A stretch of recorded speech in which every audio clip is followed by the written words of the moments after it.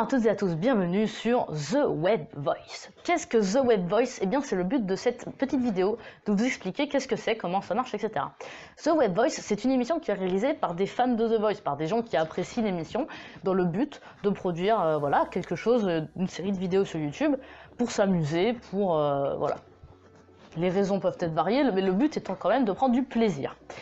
Comment fonctionne The Web Voice? Eh bien le but c'est que tout le monde puisse participer. Je m'explique. Normalement, quand vous arrivez dans une émission de The Voice, il y a un présentateur, il y a 4 coachs et il y a un candidat, qui peut être un groupe, mais on va dire que c'est une seule personne. Et donc, ce candidat chante.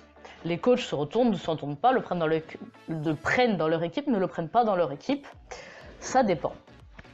Donc là, j'ai préféré plutôt que de dire chaque personne va chanter individuellement, j'ai préféré faire autre chose. Dans cette émission, donc, il n'y aura pas un candidat qui correspondra à une seule personne. En fait, ça va être beaucoup de travail derrière, si vous voulez. C'est-à-dire que, par exemple, il va y avoir une personne qui va faire du piano, une personne qui va faire du chant, une personne qui va faire de la batterie. Toutes ces personnes-là vont vous produire de la musique. Elles vont faire juste de la musique. Elles vont produire cette musique et cette musique, donc, ça formera une chanson. On va former cette chanson. Et il y aura donc un personnage qui jouera donc le rôle du candidat, donc qui pourra être l'un d'entre vous, qui pourra être un personnage complètement inventé. Et donc ce personnage va arriver et il va mimer l'action de chanter, si vous voulez. Et nous mettrons donc la chanson que nous avons enregistrée avec le piano d'une personne qui ne souhaitait pas, par exemple, se filmer en train de chanter, le chant d'une personne qui avait envie de chanter sur ce morceau-là, à qui ça plaisait bien. Donc on aura tout ça.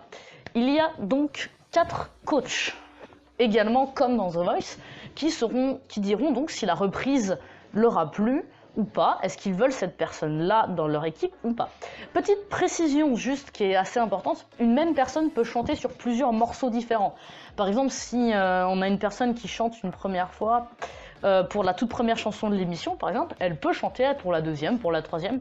Elle peut chanter, elle peut demander à ce qu'on modifie sa voix, tout est possible si vous voulez. Vous pouvez faire le piano sur toutes les chansons, vous pouvez faire genre le piano que sur votre chanson préférée, parce que vraiment ça vous tient beaucoup à cœur.